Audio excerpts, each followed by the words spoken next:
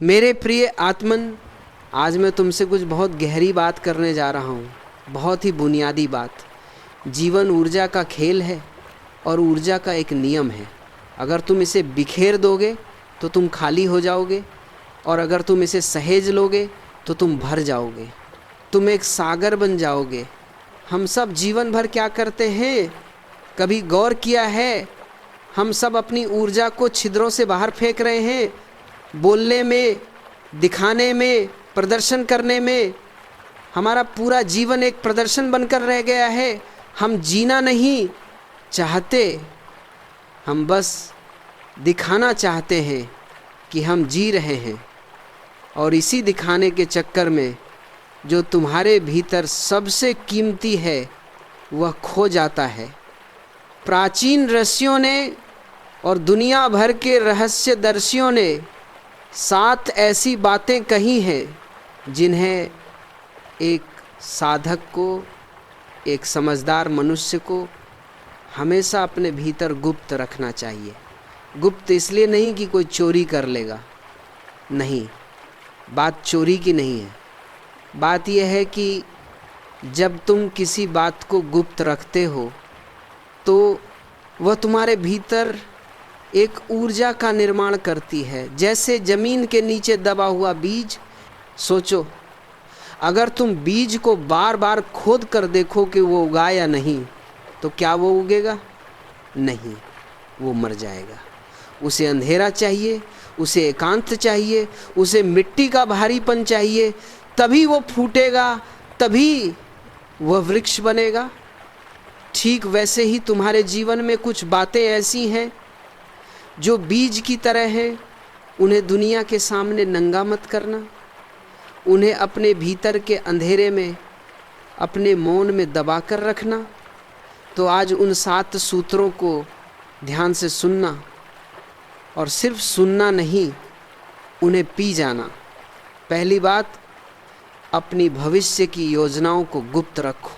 तुमने देखा होगा, जैसे ही तुम किसी काम को करने का विचार करते हो और जाकर ढोल पीट देते हो कि मैं ये करने वाला हूँ, मैं वो करने वाला हूँ, मैं महल बनाने वाला हूँ, या मैं किताब लिखने वाला हूँ, गौर करना, उसी क्षण उस काम को करने की जो तीव्रता थी वो कम हो जाएगी। देश क्यों होता है ऐसा? क्योंकि बोलने में ऊर्जा खर्च हो गई। जो ऊर्जा तुम्हें उस काम को करने में लगानी थी वह तुमने वाणी के द्वारा बाहर फेंक दी। अब तुम्हारे पास करने के लिए कुछ नहीं बचा, सिर्फ थके हुए शब्द बचे हैं। और अक्सर ऐसा होता है कि जो लोग बहुत बोलते हैं कि हम ये करेंगे, वे कुछ नहीं कर पाते, क्योंकि उनका पूरा संकल्प बोलने में बह गया। मौन में बड़ी शक्ति है। जब तुम कोई योजना बनाओ तो उसे अपने भीतर वैसे ही पालो जैसे एक माँ अपने गर्भ में बच्चे को पालती है। किसी को पता नहीं चलता, लेकिन भीतर ही भीतर निर्माण चल रहा होता है। जिस दिन तुम्हारी योजना पूरी हो जाएगी, फल आ जाएगा, दुनिया खुद देख लेगी, तुम्हें बताने की जरूरत नहीं पड़ेगी। सूरज निकलता है तो ढोल नहीं बजाता कि मैं आ गया हूँ, उसकी रोशनी ही उसका प्रमाण है। तो अपनी योजनाओं को, अपने सपनों को भीड़ के सामने मत फेंको। वे उसे पैरों तले रौंद देंगे या अपनी शंकाओं से तुम्हारे संकल्प को कमजोर कर देंगे। इसीलिए चुप रहो और काम करो। दूसरी बात, अपनी साधना और अपने आध्यात्मिक अनुभवों को गुप्त रखो। ये सबसे महत्वपूर्ण है।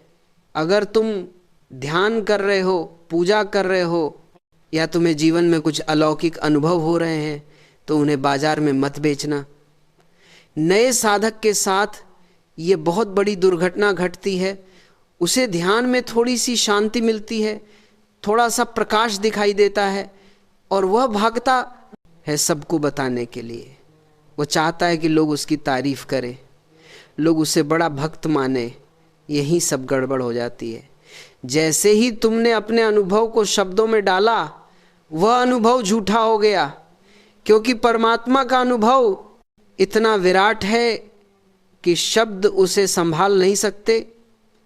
और जब तुम किसी ऐसे व्यक्ति को अपना अनुभव बताते हो जिसने कभी ध्यान नहीं किया, तो वह हंसेगा, वह तर्क करेगा, वह कहेगा यह सब तुम्हारा भ्रम है, और उसका संदेह तुम्हारे विश्वास को हिला देगा। तुम्हारी साधना एक नन्हे पौधे की तरह है, अभी बहुत कोमल है। दुनिया की तेज हवाएं, लोगों की आलोचनाएं इसे उखाड़ फेंकेंगी। इसे अपने हृदय की गुफा में छिपा कर रखो। जब यह वृक्ष बन जाएगा तब इसकी छाया में लोग खुद आएंगे, तब तुम्हें कुछ कहना नहीं होगा। तुम्हारी मौजूदगी ही सब कह देगी, लेकिन तब तक इसे गुप्त रखो। इसे अपनी आंखों से झलकने दो, पर होठों से मत कहो। तीसरी बात, अपने दान और अपनी सेवा को गुप्त रखो। जीसस ने कहा है, जब तुम्हारा दायां हाथ दान दे तो बाएं हाथ को भी पता न चले। इतनी गोपनीयता होनी चाहिए। लेकिन हम क्या करते हैं, हम 1 रुपया देते हैं और चाहते हैं कि अखबार में फोटो छप जाए। हम मंदिर में पंखा भी लगवाते हैं तो उस पर अपना नाम लिखवा देते हैं, ताकि जब तक पंखा चले लोग हमारा नाम पढ़े। ये दान नहीं है, ये व्यापार है। तुम परमात्मा से सौदा कर रहे हो। और याद रखना, जिस दान का ढिंढोरा पीट दिया गया उसका पुण्य उसी क्षण नष्ट हो गया, क्योंकि तुम्हें तो उसका बदला मिल गया। लोगों ने वाह वाह कर दी, लोगों ने तुम्हें दानी कह दिया, बस हिसाब बराबर। अब परमात्मा के पास तुम्हारे लिए कुछ नहीं बचा। गुप्त दान अहंकार को तोड़ता है। जब तुम किसी की मदद करो और उसे पता भी न चले कि किसने मदद की, तो तुम्हारे भीतर एक गहरा संतोष जन्म लेता है। वह संतोष ही तुम्हारी आत्मा का भोजन है, वही तुम्हें बड़ा बनाता है। इसीलिए नेकी कर और दरिया में डाल, भूल जाओ उसे याद भी मत रखो, क्योंकि अगर तुमने याद रखा तो तुम अहंकार से भर जाओगे कि मैंने इतना किया, और अहंकार तो जहर है। चौथी बात, अपने घर के रहस्य और अपनी पारिवारिक खटपट को गुप्त रखो। हर घर में बर्तन बजते हैं, हर परिवार में मतभेद होते हैं।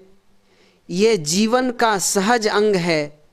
2 व्यक्ति जब साथ रहेंगे तो घर्षण होगा ही, लेकिन जो व्यक्ति अपने घर की बातों को, अपनी पत्नी या पति की कमियों को, अपने बच्चों के झगड़ों को बाहर मित्रों में या रिश्तेदारों में गाता फिरता है, वह बहुत ही मूर्खतापूर्ण काम कर रहा है। तुम अपनी ही जड़ों में मट्ठा डाल रहे हो। जब तुम अपनों की निंदा गैरों के सामने करते हो तो तुम अपनी ही प्रतिष्ठा गिराते हो। लोग तुम्हारे सामने तो मजे लेंगे, सहानुभूति दिखाएंगे, लेकिन पीठ पीछे वे तुम पर ही हंसेंगे, विकार करनाते, कहेंगे कि ये कैसा आदमी है जो अपने घर को नहीं संभाल सकता। और याद रखना, समाज तमाशा देखने के लिए हमेशा तैयार बैठा है। तुम्हारे घर की आग में लोग अपने हाथ तापने चले आएंगे, उसे बुझाने कोई नहीं आएगा।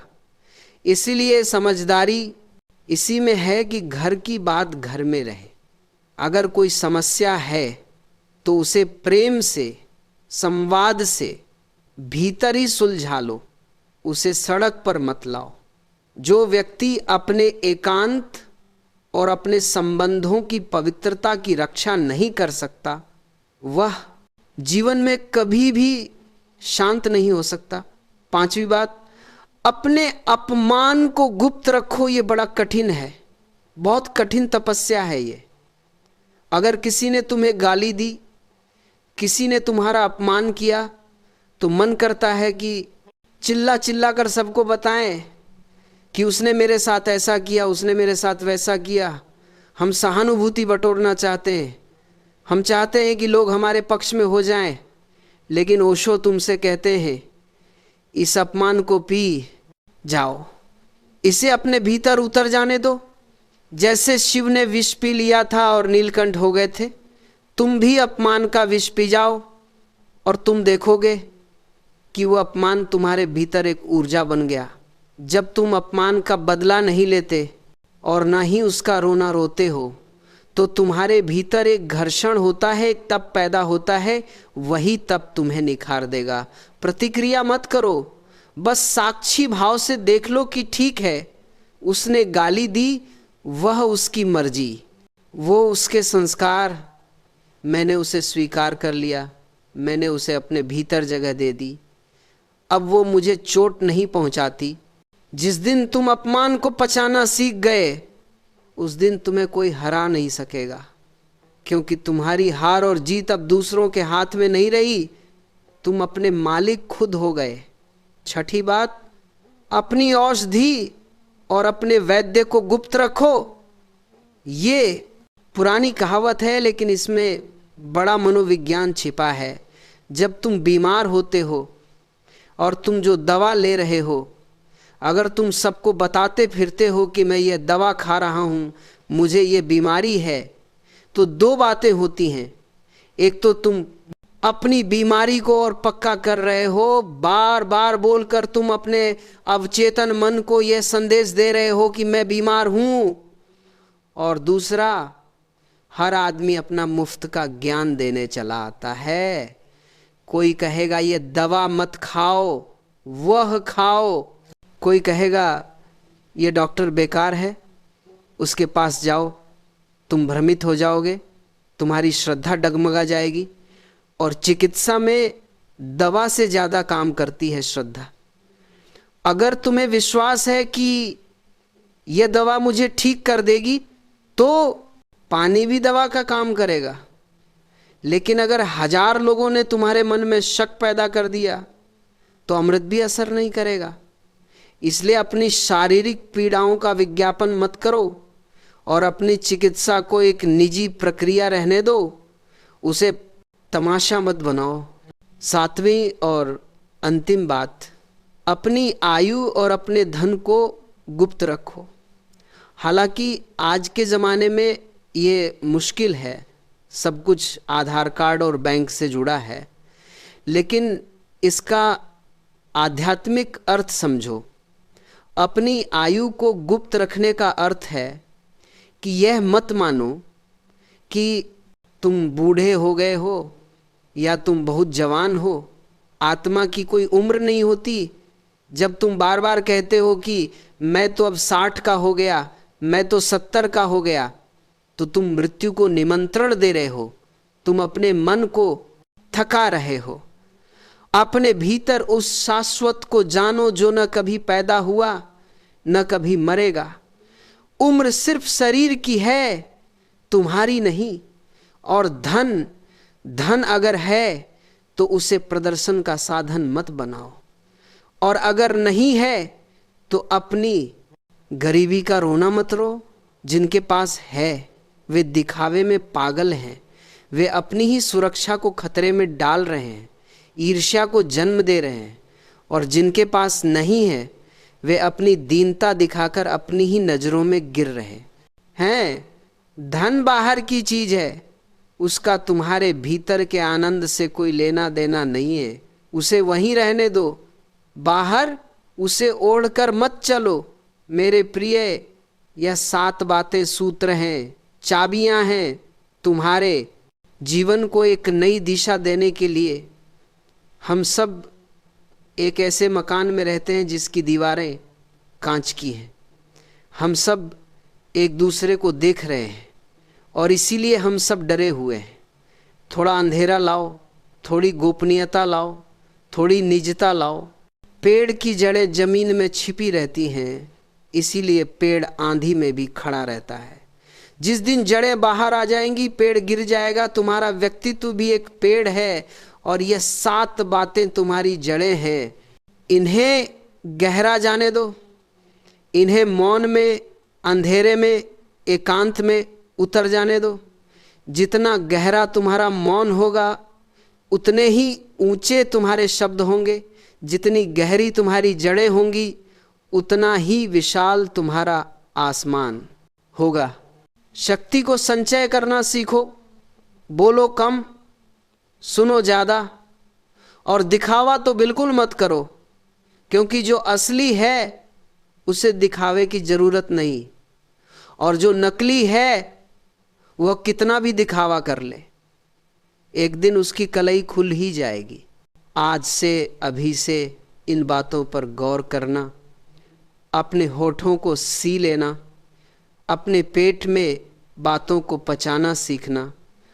तुम पाओगे कि एक नई ऊर्जा, एक नई आभा तुम्हारे चेहरे पर आने लगी है। तुम्हारी आंखों में एक गहराई आने लगी है। तुम अब उथले नहीं रहे, तुम अब गहरे हो गए हो, और परमात्मा केवल गहरे में मिलता है। उथले में तो सिर्फ लहरें हैं, गहरे में ही मोती हैं। आज के लिए इतना ही। अगर इस प्रवचन ने आपके भीतर एक छोटी सी जागरूकता जगाई हो तो इस वीडियो को लाइक करो, अपने प्रियजनों के साथ शेयर करो, अपनी अनुभूति कमेंट में ज़रूर लिखो। मेडिटेशन वाणी चैनल को सब्सक्राइब करो, ताकि हर दिन एक नया प्रकाश, एक नई समझ और एक नई शांति आपके जीवन में उतर सके। धन्यवाद। मौन में रहें, जागरूक रहें।